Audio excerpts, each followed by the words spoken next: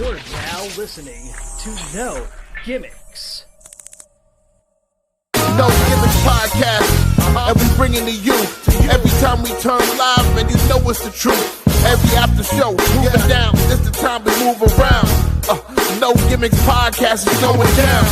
Every night, every time in the ring, this is the time for No Gimmicks. No, we doing our thing. What's your state of mind? State of mind. Moving down a statement when we take the line. This is exactly wrestling the state design. When you see Stone Cold like me, with the stunner in the world, exactly, man, what we bring. Every night we move like Brock Lesnar, the F5, No Gimmicks.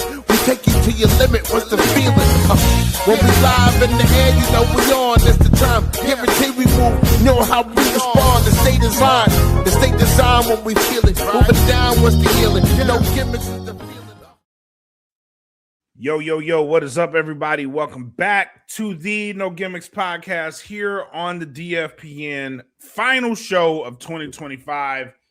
No other way that I want to end it with my partner in crime, my tag team partner who put us on the map, the one and only Dee Vader. Welcome back, sir. Welcome back to the show. I know No Gimmicks as a show has been busy, but it's been a while since you and I have chopped it up, done an episode.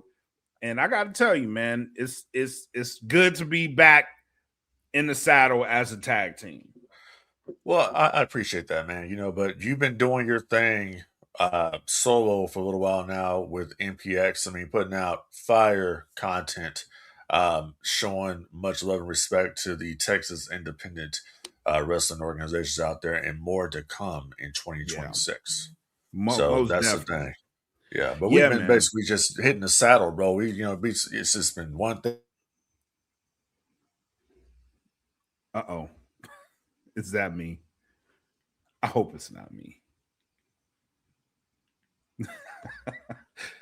I hope it's not me, because that would be par for the course. That's crazy. But till my guy comes back. So I don't know what the hell happened there. We just barely start the damn show, and all of a sudden now, fucking AT&T wants to fuck around, bro. So as I was saying, we've been doing this thing back and forth. You got your stuff going on, I got my stuff going on. So it's good to finally come. I mean, we've had so many things happen in the past few weeks, man. We've had John Cena's final match. Yep. We found out that we got multi-millionaire Somalians in the United States. It's like it's fucking crazy. You know what I mean? Yeah, and man.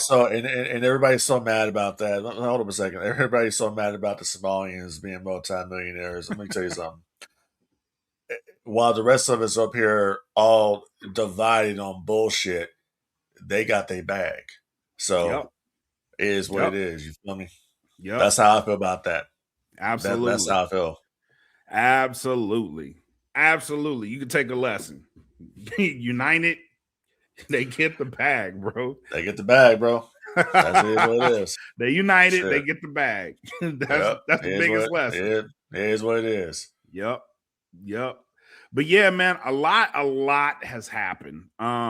Which I wanted to start off. I wanted to start off here. And let's talk WWE and exactly what you brought up. Let's talk WWE starting out.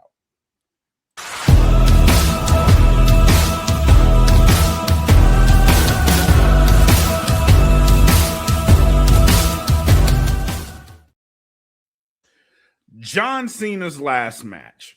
It came and went. A lot of people were not happy about the finish of that match in particular. And we haven't talked about it, but I did want to pick your brain, but I want to give my thoughts on it real quick. I loved John Cena's last match. I love the way he went out. It's old school, it's tradition. He passed the torch. He put a guy over that needed to be put over. We talked about him on this podcast. There was that whole night. It was a spotlight shine on younger talent. And you starting to see some of these younger talent be positioned in places now. I was not mad at that at all. What I was mad at was the build to John Cena's last match. I thought we could have got to that night. That night would have been way more impactful had his last run been presented in a better light. And there's interviews that corroborate that. He wanted more dates. They only gave him a certain amount of dates. He did the best with what he got. That coupled with the last match, I'm not too mad at John Cena's retirement tour. Not at all. Because that last match was what it was supposed to be. And he goes out doing the one thing that he built his career on, and that's not giving up. He tapped out. I thought it was poetic. I thought it was good. But I want to hear your thoughts on this last match. What did you think about it? And your reaction to it. So, I mean, my thought is simply this, man. I mean, what a hell of a run for John Cena. Yep. I mean, whether you like the guy or you don't, it's a hell of a run. I remember back in the day when Cena showed up on WWE television with Kurt Angle, but you had heard about the prototype before he got there. He had been the prototype down in Rick Bassman's UPW, because we're from Cali. So we know all about the prototype. He made his debut, and it was rocky in the beginning. That whole white meat baby face they were trying to push with ruthless aggression, that wasn't working. So it's when I'm understanding Stephanie McMahon heard the freestyling and decide okay, this is what we need to do with John Cena, and he went on from there. Now some people say that Cena's culture vulture. He stole from he basically took a black man's gimmick and ran with it. I kind of don't see it that way myself. I kind of see it as, because we've had plenty of white boy rappers, Vanilla Ice, Beastie Boys, Eminem, Uncle Cracker. We've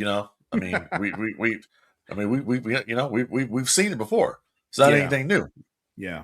So I don't see it like that. I don't see it that as far as at all. I see where he went with the he came in at a time when hip hop was a certain way, and he fed off of that. He slowly morphed from the hip hop gimmick into what we see now in the presentation. That's what he did, right? And that's how I look at that. So I don't really say it's culture. I mean, we're all culture vultures. You feel me? That's how it is. There's some guys that think they're white and they're black. So that's culture vulture. Here's what it is. But as far as it goes, man, I thought that look how long it took us to get to this part though, to have the retirement match. Look at all the BS that he did throughout the first part of the year with the heel turn that went nowhere. And I don't give a shit what anybody says. That heel turn was a bad idea. That's one of those ones where I wish they would have called an audible. It's very reminiscent of Stone Cold Steve Austin's heel turn in 2001, except Austin made it work a little while with the comedy. You saw Stone Cold Steve Austin open himself up with the comedy, and he started doing stuff that was out of his element. You didn't really see anything with John Cena that was out of the element. It was just John Cena was cutting, more harsher promos, but it was the same presentation. There was nothing different out there. Stone Cold Steve Austin changed his music. He started wearing different color knee braces. It was a more of a comedic, timing thing with Kurt Angle and Mr. McMahon. You saw different things there. You didn't see that with John Cena. It was the same presentation. So I'm kind of like, if you take away that heel run, and you just would have had him on this Never Give Up tour, the finale, I think it would have been way better. But people saying that, Cena should have won his last match. No, he shouldn't have. Yeah, I agree. John Cena was there to do the time-honored tradition, which is you put somebody over on your way out, you look at the lights. Yep. Now, people say, it was a bad idea from the tap. Hey, listen. If you're going to go down, you go down. You feel me? You go down doing the one thing that nobody ever thought you would do, which is tap out. Yep. I mean, how many times How many times did we ever see Hollywood Hulk Hogan tap out? You saw it a lot because he had to open himself up to be able to do that. Yeah. Here, I think that it's just people like, damn, wasted time, man. Just all that wasted time and all these feuds that we could have got, but we didn't get them. And I think a lot of it too is a lot of people were kind of mad that it was Gunther that was the one that was chosen to be in the final match. I think that's a lot of the backlash. Just the people just don't think Gunther is on that level. And me personally, I don't think beating John Cena does a damn thing for Gunther. I don't see what's it going to do for him. I don't see any kind of change here, other than him being a quote unquote career killer because he's already killed Goldberg, and now he's done Cena. I mean, we're assuming it's going to be AJ Styles next. So I don't know. Right. I agree with that, and he takes on the career killer gimmick. I think he has something with that, but I was one of the people also too. Like, I'm not sure it should be Gunther at the end of this train, and I still thought that even watching the last match. Was I mad at the match? No, but did I think Gunther should have been the man? I wasn't sold on it until that Raw afterwards. The Raw afterwards kind of sold me on the fact that, all right, this might have been the guy to do it, because I don't see anybody coming out of that with what Gunther had, and that is people absolutely hating his guts and he absolutely throwing it back in their face. Well, so about that, let me stop you. Go ahead. So somebody was in the building and they showed video of Gunther in the building. The reaction wasn't as loud as you think it was. That was WWE piping in some shit. They were using the Thunderdome for that. Now, if I would have picked someone to be John Cena's final opponent and who would have got the win and that would have actually helped him, I would have picked Dominic Mysterio. I would have done that too. And that's why that was one of my problems with the run towards the end is Dominic Mysterio. And I understand, like, they booked San Diego, and for the people who don't know, like, John Cena's history, San Diego is an important part of his history. It really is. And I thought that should have been his last match. If you were going to do it anywhere, it should have been his last match with Dominic Mysterio. And I thought that's where they were going until we got the Survivor Series. And I'm like, yeah, that's a mistake to me. Yeah, and you know what's funny? I just thought about it right now. You actually could have put John Cena against Rey Mysterio in San Diego. Yeah, in San Diego. Yep. Then you could have had Dominic come and say, "I'm going to do something that you couldn't do. I'm going to be John Cena in his last match. Yep, I'm going to end his career." That would have been to me that would have been the perfect ending, because and that's why I'm like, you want to be a Grand Slam champion on your way out, cool. And he beats Dom Mysterio, but I wasn't a fan of that booking. I was like, y'all should have saved Dom for last. And even if he wasn't gonna be the last man to beat him, like, maybe I wouldn't have had a problem if Cena won his last match if it was against Dom Mysterio, because he goes out as a Grand Slam champion. No real knock, but if you had that feud leading up to the last match, it should have been Dom Mysterio. That whole tournament idea, wasn't necessarily a fan of it, especially when Gunther came back and he had his original music. I was like, yeah, that's gonna be the guy. It's gonna be the guy. And I am. Is it just me, or am I not? I'm just not digging the music.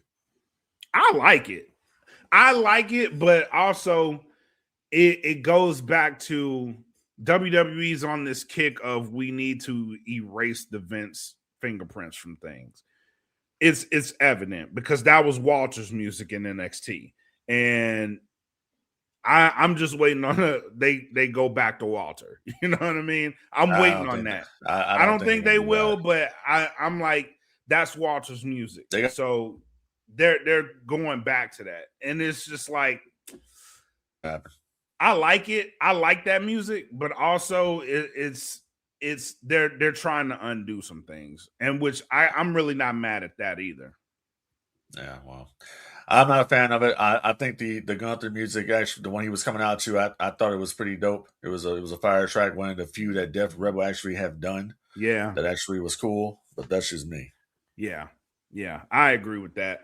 But another change that WWE is making, speaking on changes, is we've been on No Gimmicks very critical of the lack of black champions on WWE.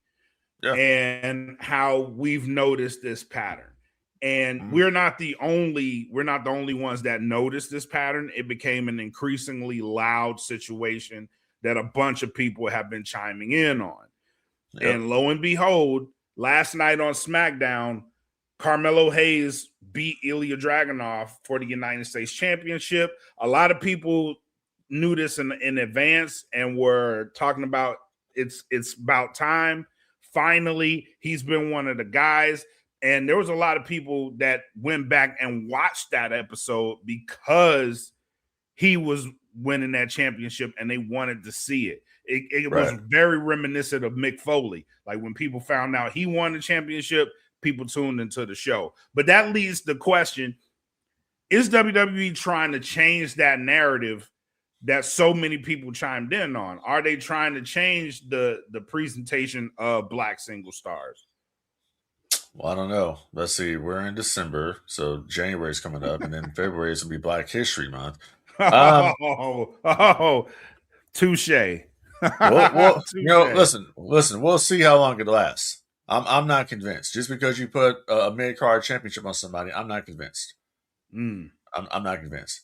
And it's just, and the reason I'm not convinced is because of this. You got this guy come out and say, "Well, we don't listen to the internet. We don't listen to what they talk about. We don't care." Obviously, you fucking do, because we're the ones talking about this, and it's just not us. It's a lot of people. There's a lot of different podcasters that have been very vocal about the fact that you don't see any black champions. You don't see any black superstars. You barely have any representation. That's one thing I will say about John Cena's final match, is that there was a lot of black representation on that show. You know what I'm saying?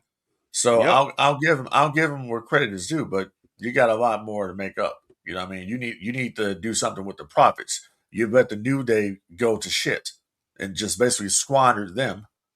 You know what I'm saying? So I mean, and I saw that they have listed Trick Williams and on the SmackDown internal roster.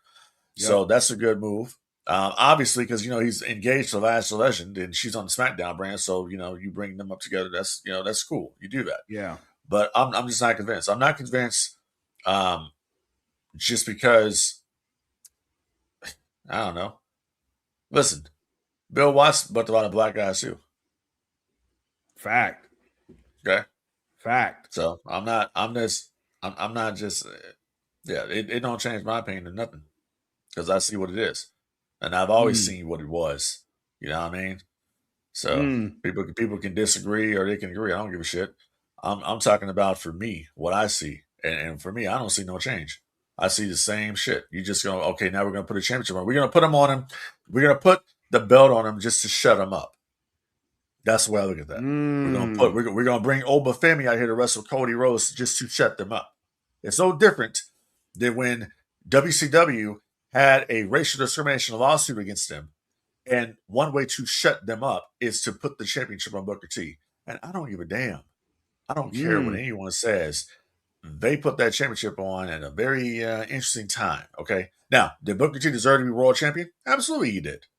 But the dark cloud over that is always going to be, they put the belt on him during that time of that racial discrimination lawsuit, and then they made Stevie Ray a ring announcer at around the same time. Coincidence? Nope. I don't know. But it's kind of funny, just because, back in the day before that, the NAACP, they contacted Turner about the fact that there were no black champions. And what happened? They put the championships on Doom. So I don't know. Yep. Is this all a coincidence right now? Or is it, we really strongly believe in this booking? We'll see. We'll see in a few months if we really believe in his booking, or is Carmelo Hayes transitional? Good I point. hope he's not.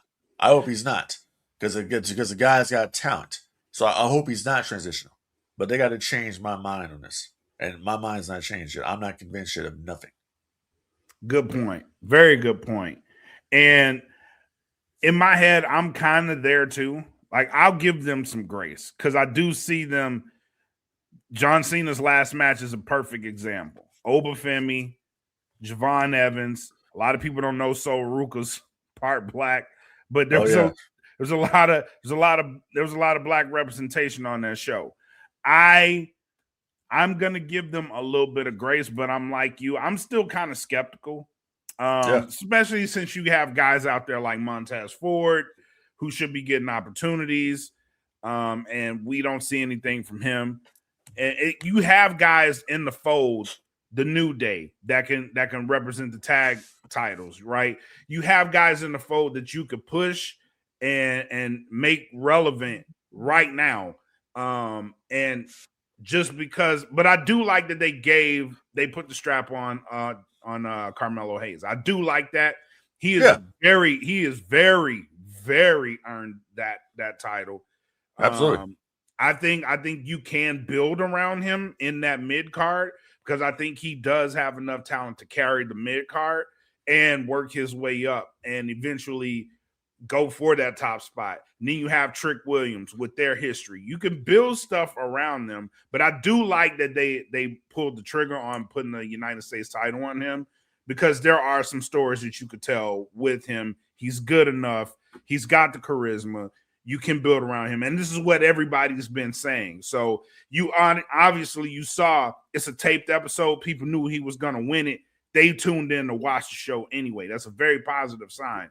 So I hope they're getting the fact that this type of representation is important. It causes people to tune in, and you can build around it. So I hope that sends a clear signal to them. But I'm like you, it remains to be seen. You took a good first step. You really did. So I don't want to have a situation where we look at Carmelo Hayes as the token. We just have to have one on the show. That's what I don't want that. I want to see where you can have a Carmelo Hayes on the show, and then the match after that will be a Trick Williams or Obafemi, or you a Javon Evans, or the New Day. Whatever. That's kind of what I want. You can have both sides here, is what I'm saying. Because if you got enough time for the Samoan talents, if you got enough time for the Mexican talents, you got enough time for the black talents, and that's what it is. Yeah, and we can all commingle. That's how it is. It ain't always about race, but fuck, bro. When you see it clearly in your face, when you see what's going on clear in your face, you got to call it out. Yep, absolutely. I definitely agree with that. So, good first step. We'll be watching. We'll be watching. But let's shift gears a little bit. I did want to talk about this too. Only because it's a monumental step. So let's switch a gear. Let's talk about something we haven't talked about in a while.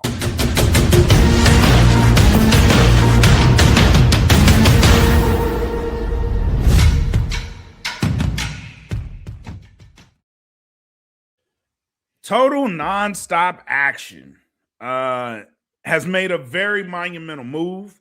They have an AMC TV deal. I know earlier in the year we were talking about how important it was for them to get that. They have it. They will be debuting here in Dallas. January 15th will be their premiere episode, TNA Impact on AMC. And a lot of buzz in the air up here about what that's going to look like. A lot of people are saying this may put them in line to be a number 2 promotion. I'm on that note, I'm skeptical too. Like, you can't just jump to number 2 just because you have a TV deal. There's certain points to prove. But I had a conversation with Mike Santana, and that conversation leads me to believe that roster is very much excited for this opportunity. I know TNA has had a very storied product, and the best thing about it was the stories that they told. They told the best stories in the industry. They have one of the best women's divisions in the industry, one of the best tag divisions in the industry, and it's just been hidden. My thoughts. I'm sorry. Your thoughts on where TNA goes now that they have this AMC TV deal? Well, I hope that they keep going up. That's what I hope happens here. They have a great opportunity that was afforded to them due to their relationship with WWE. Yep. Period. Because look at all the TV deals that they've had previously. You remember NWA TNA 2002 started off on pay-per-view, $9.99 a week on Wednesday nights from Nashville in the fairgrounds. Remember that? Yep. And then they went to Fox Sports Net. Remember back in the day? Yep. 3 p.m. on the afternoon on Fridays from Universal Studios Soundstage 21. That's that's how far back I go with TNA. Yep. And then there was the big one, Spike TV, the debut episode was on Spike. Who debuted that night? The W Boys, Team 3D. So did Kevin Nash. They all came in. And then it fell apart after that. They lost Spike TV. Spike TV no longer wanted to they didn't want to put any more money into the product, but they went to Destination America. And then after that, they went to Pop TV. So they've had a lot of different chances. But I think now they have their head on straight now, and they have a roster that's willing to go out there and do it and show them basically what TNA is.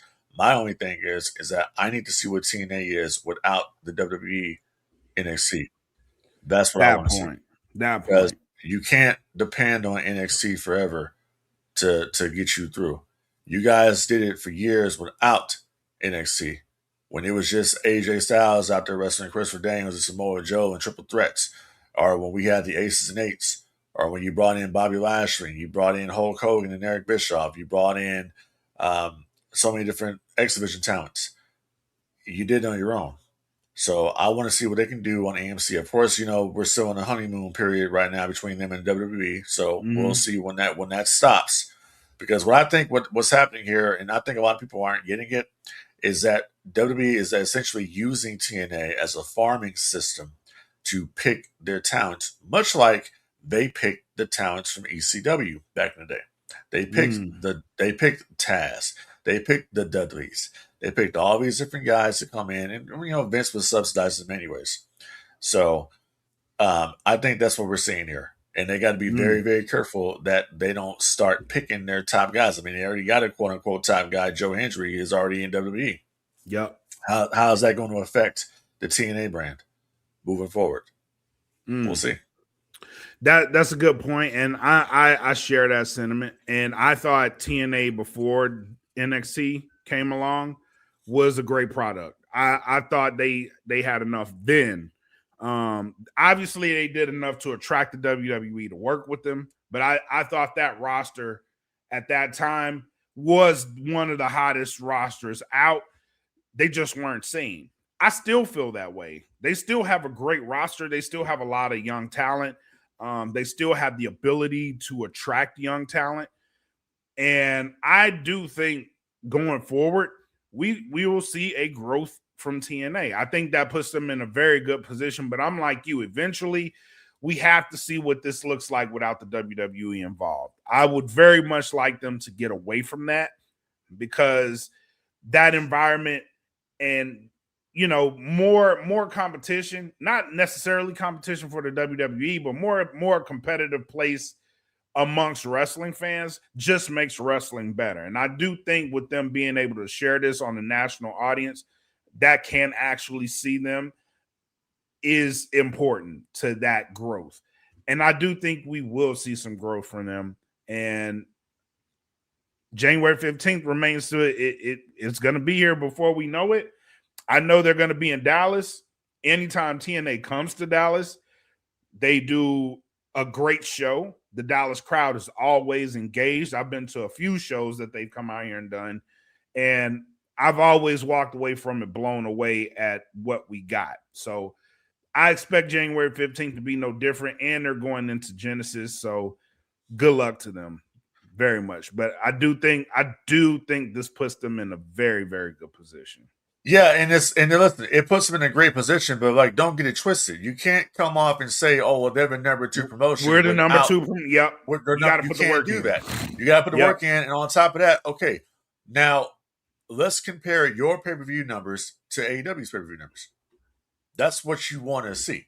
Because I Yep. remember back in the day, towards the end of WCW in 2001, people were actually trying to say that ECW was a number 2 promotion and WCW was number 3, which had no way in hell that was true when WCW had the bigger audience. Yeah, yeah. So even WCW's dying days, their audience was still bigger than ECW. Yep. They still had the turn networks. So you can't tell me that all of a sudden now that TNA is on AMC, which is not as big as the Turner networks. It's not. Correct. So don't get that twisted, people. And I'm not up here trying to bury TNA. I'm just being actual factual in this situation with some fucking common sense. They're not number 2. AEW is really not number 2. You're an alternative, is what you are. You're an alternative. And I think Tony Khan and AEW, they finally realized, stop trying to reach WWE. They got a 60-year head. You got to do your own thing. You got to do your own thing. You got to do your own and thing. They've been doing their own thing. Yep. They've been doing their own thing, and they've been better for it. Not necessarily worried about what WWE is doing. Just do our thing. And I think TNA eventually needs to get in that bag and do what TNA does better than anybody else, and that's be TNA. So I agree. I definitely agree with that. So last thing before we get up out of here, man, I did want to get your thoughts on 2025 as a whole. What are your thoughts on the wrestling scene? What happened in 2025? I don't know, man. 2025 was a mixed bag. You know, it was. I mean, it started off with so much. I was gonna say it started with so much promise, but then I remember that Jey Uso won the Rumble. I don't know. I don't know, bro. Like I don't know. We'll come back to that one because I honestly we've had such a shit year when it comes to wrestling. We had deaths, you know, Hulk Hogan and all this different shit. So I don't know, bro. We'll come back after the first of the year and then I'll answer that question. Okay. All right. Before I get out of here, I did want because I'm kind of in that too. We had a mixed bag. We had some legends leave. It was crazy. It was a crazy year. It was an up and down year. But I do want to say my love for pro wrestling kind of quadrupled, and it had nothing to do with any of the majors, right? It was being involved in the independent scene and working with Metroplex Wrestling and the work that we did here. It kind of brought my love back tenfold for wrestling and the respect level of what these guys put their bodies through, how they approach it. I've seen a lot of how people approach it and gained an appreciation for it because speaking with some of the people that we had on the show, like everybody approaches it differently, but it all makes it, the goal is always the same. And that it's fun to see that on that level. And you're seeing pretty much the purest part of pro wrestling is none of the politics is involved on a high level, right? There's no real division. Like people have their promotions, but on the whole, everybody just supports wrestling on that level. And it's really, really refreshing to see going out to the shows, interacting with the people. It's really refreshing. And so I'm like, 2025 for me was cool on the fact that I got to fall in love with pro wrestling again and just immerse myself in it. And I think going forward, 2026, I'm going to be on that same energy, man. It's just enjoying the stories and the ride. And it kind of translated its way up, right? So working on the independent level and seeing the love that they have on that level kind of just made me search for it on the higher levels. And I kind of found that. And it's awesome. So I think I'm going to do more of that in 2026.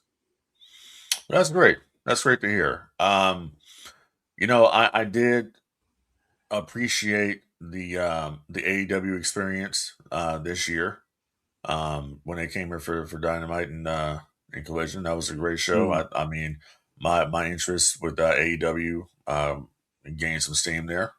But other than that, I'm honestly kind of over the wrestling business.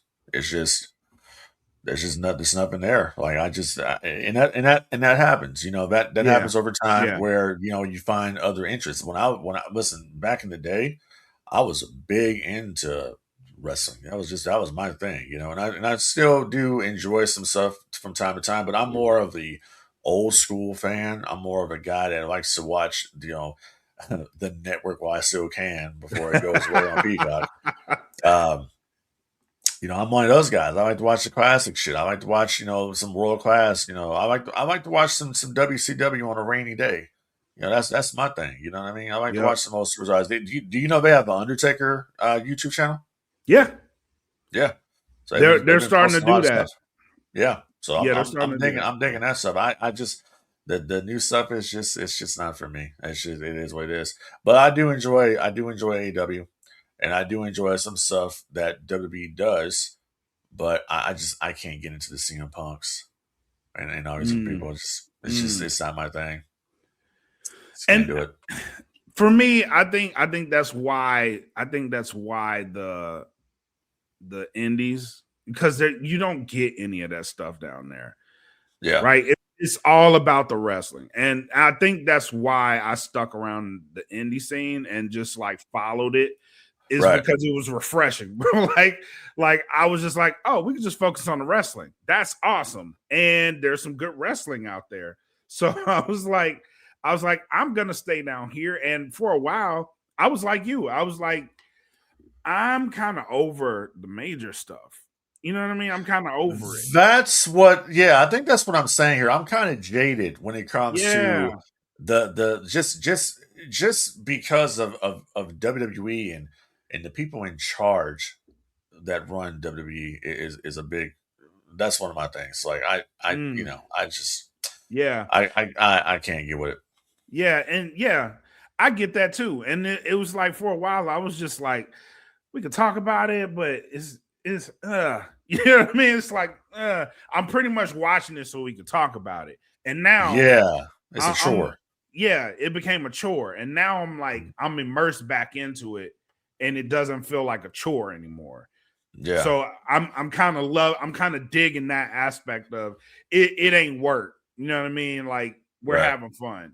And I think for me, that's where I want to be at for right now. Yeah. It's just like we're having fun. Let's just keep rolling with it. It don't feel like a chore. Let's roll. You know what I mean? And that's the whole point. Like you have to find something that interests you and find something that you're passionate about, and that is how I am right now about Star Wars. Yep, that's kind of where I am. I mean, you look behind me, I got fucking Chewbacca behind me. You know what I mean? So that's kind of where I'm at now. You know what I mean? I got the wrestling belts over there and shit, but it's kind of like it's what it is. I don't know. I just when you. I don't know. Maybe we'll see what 2026 is. We'll see what happens. All I know is that I am not interested in anything that WWE does. AEW on a different, on another note, AEW, the shit they're doing right now with MJF and Joe and Heyman and Swerve. Yeah. And they got a pay-per-view tonight. World's End. Gonna watch it. Yeah. So I mean they're doing some good shit over there. WWE, not so much. That's what I'm saying. I'm not convinced of anything that they're doing. Yeah. It's kind of like all of a sudden now it's like, okay, you say for 1 minute, you say, well, we don't care about what they say. We don't give a shit. And Nick Khan's out here talking, well, I don't care what people think about me. Obviously you do, because you wouldn't have brought it up. No one brought it up. You brought it up. So obviously you do care what people think about you. But like I said, the way we do the show here is kind of like when I used to watch Russo, and they used to do that their Raw show, and it's like, you gotta watch this shit. That's just kind of what it is. That's what it is with WWE. Like I see stuff and I'm like, this shit is whack. That's just me. And I totally get it. Because for a while I was like that. I was like, I'll watch it, I'll talk about it, but it's a chore. So I had to put myself in a place where it wasn't a chore. So you know what I mean? I get it. And I can see that with you where MPX makes you happy. You like being a part of that. You like going to the shows. You like contributing to their brand. And MPX needs to, hey, listen, my guy right here, he's doing the business for y'all, putting y'all over like $1 million, giving y'all an unbelievable platform here. And that's what we do here on No Gimmicks. You know what I'm saying? So that's what I'm saying. 2026, more to come. Yeah, most definitely. Definitely. But any last thoughts, my guy, before we jump out of here? Oh, man. Just, hey, listen, just keep supporting the No Gimmicks podcast and the DFPN network as a whole. That's pretty much it, bro. Help control the pet population, have your pets spayed or neutered. And, remember, there's only one reality of the Sith. There's only two. I like that you put that in there. Yeah, I had to. But before we get out of here, man, thank you guys for a great 2025 here at No Gimmicks. It's been a pleasure. Oh, I don't mean to cut you off, bro. I gotta let the people know something. Go ahead. So coming in 2026. I was going to announce that. Go ahead. Yeah, go ahead and do well. Go ahead. You got it. Well, you got it. Coming in 2026 to the DFPN network, we have a brand new podcast coming up, and it's basically Star Wars centric. Okay, it's called Rebel Empire, and we're going to be talking some Star Wars, and we're not coming up here to haterize and all this other shit that you can get on any YouTube channel out there. We're going to talk about what we love about Star Wars, and we're going to talk about the lore of Star Wars. We're going to talk about what Disney don't talk about, and we're going to probably end up reacting to a lot of these AI videos that we see from Skywalker Stories and Star Wars Untold and all these different places out there. So stay tuned to that. It's coming soon here on the DFPN. And I believe the first episode, we're going to be talking about our introduction, but I think we're talking Vader. So we'll see. Yeah. I can't wait for that, man. When the concept of this, it's been a concept for a while, and a couple years. Yeah, a couple years. And to see it finally becoming a reality and the work that's going into it already, I'm super excited. And when we announced this on the DFPN channels, the fans took to it immediately. So I'm very, very excited to see what comes of Rebel Empire, the name of the show. Let's get a look at it real quick before we jump out of here.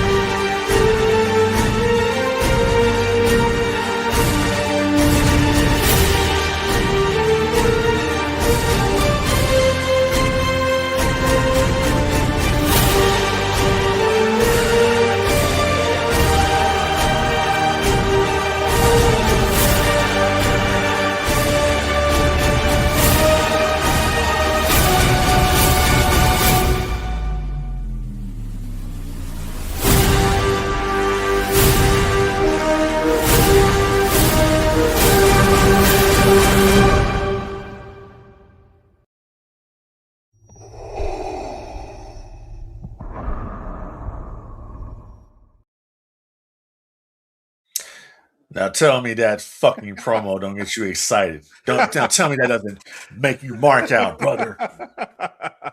That was dope. It's dope, man. And, I didn't think we could go further than the No Gimmicks podcast intro, but I don't know. You outdid yourself on that one. Yeah, man. Yeah, that one is I'm super excited for it, man. And just seeing the ideas you guys are coming up with, I cannot wait to get this out to I saw yesterday you were reading the Star Wars costume book. Yeah. Y'all got me in a bag. I didn't think I was gonna be